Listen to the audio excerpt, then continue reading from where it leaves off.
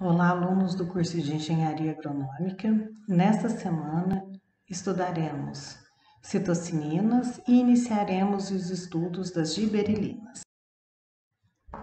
Bom, além das funções de retardamento da senescência que as citocininas promovem, elas têm uma função extremamente importante, que é a relação entre auxina e citocinina, principalmente na multiplicação celular, na divisão celular e formação tanto de parte aérea quanto de sistema radicular.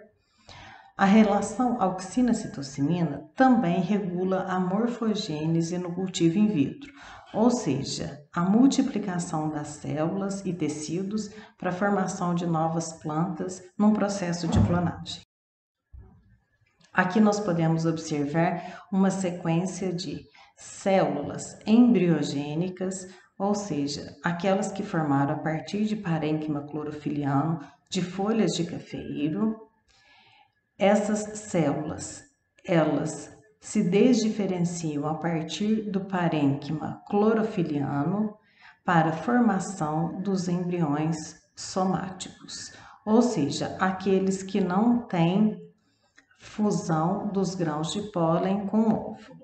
E aqui nós podemos observar uma sequência de bioreatores de imersão temporária, chamados RITA, para que essas células possam se multiplicar e a formação do embrião somático.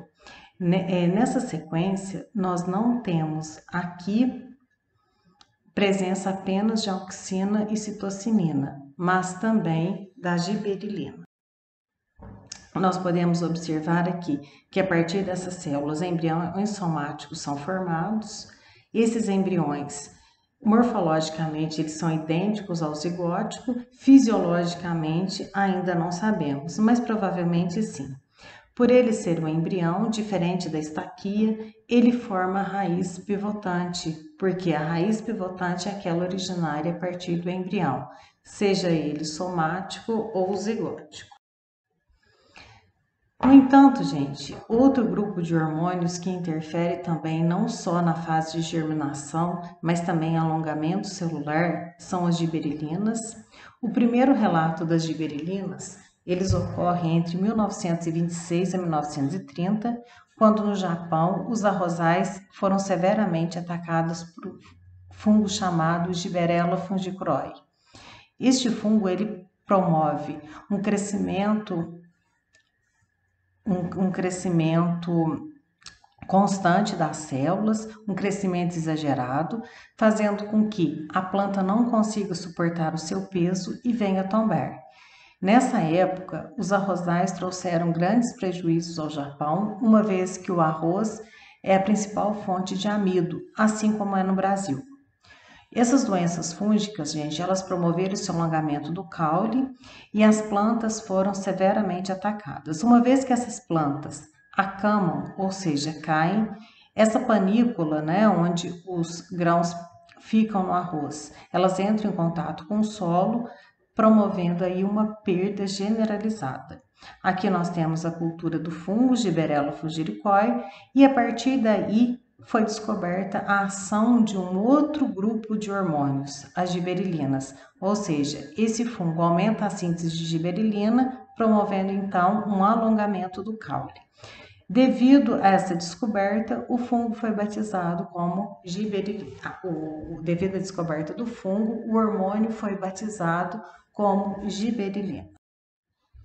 Entre 1950, as giberelinas foram descobertas. GA, esse GA, gente, é de ácido giberélico, né? Giberélico é ácido, que vem do inglês, é 1, 2 e 3, por americanos e ingleses.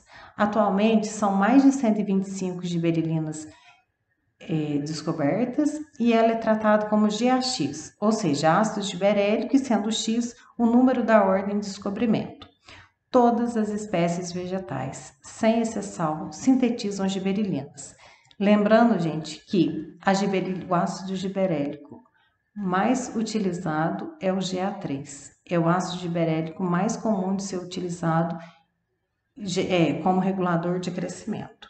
E um regulador de crescimento hoje extremamente utilizado não só na agricultura, como na indústria também, como nós veremos a seguir. O metabolismo dele, ele está presente em todas as regiões de crescimento da planta, folhas, caules, sementes, frutos, embriões e grãos de pólen.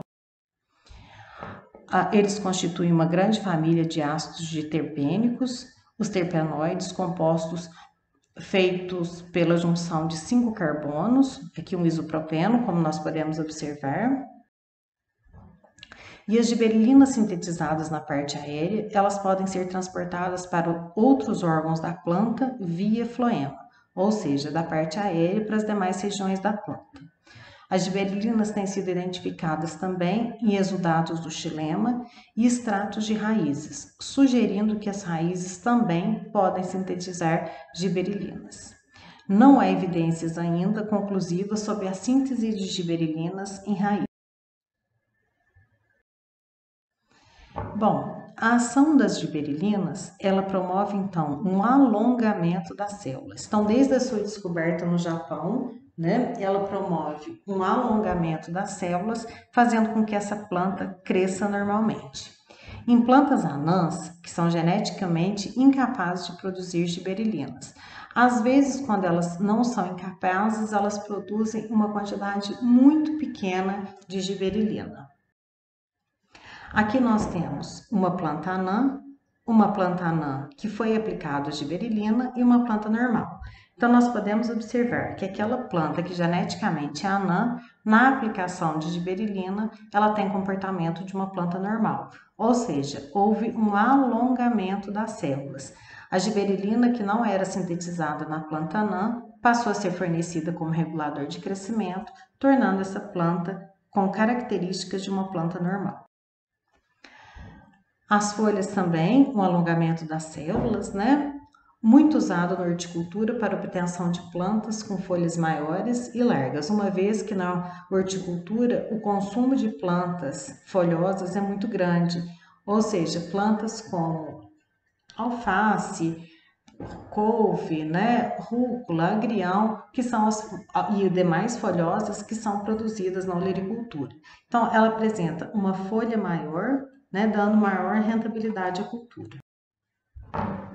Nos frutos também, as gibberelinas aceleram a distensão celular em frutos jovens, provocando um acentuado aumento. Então, na verdade, o que nós podemos observar é que na olericultura, né, na horticultura de uma maneira geral, na fruticultura e em plantas ornamentais, o uso de gibberelina hoje como regulador de crescimento, ele é uma constante, né? E a cada vez mais nós vamos observar essas características.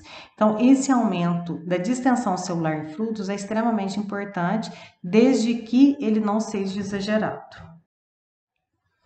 Uma outra ação da gibberelina extremamente importante é na germinação das sementes. Aliás, são as duas ações dela, o alongamento celular e a germinação das sementes. Então, ela ativa o crescimento do embrião. Então, vamos só deixar dois termos aqui bem distintos para serem entendidos. Germinação, gente, fisiologicamente, é a retomada do crescimento do embrião. E visualmente, quando nós observamos isso na semente, é quando a radícula começa a se desenvolver.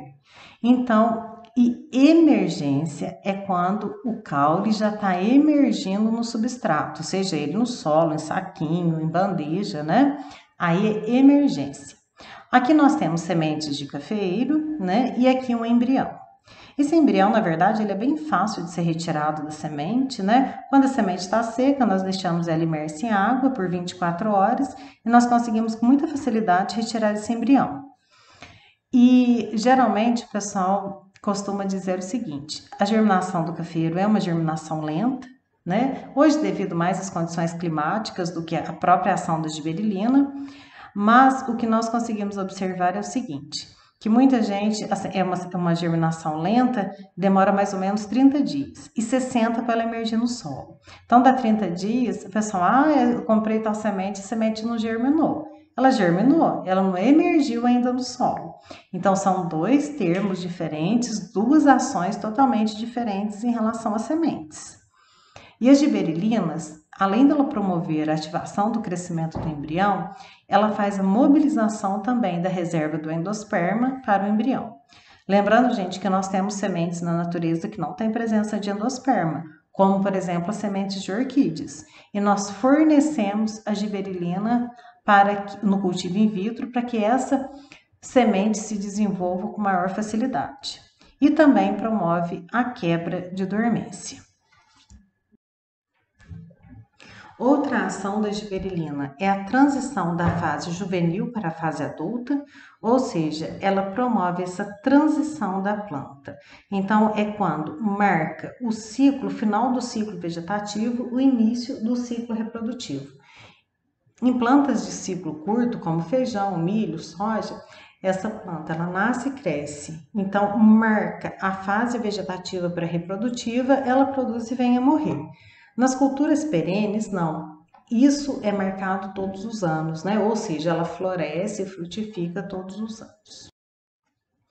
Aqui na iniciação floral também, ou seja, na indução das flores, é justamente o que marca essa transição da fase vegetativa para a fase reprodutiva. Gente, muito obrigada pela atenção de vocês e até a próxima aula.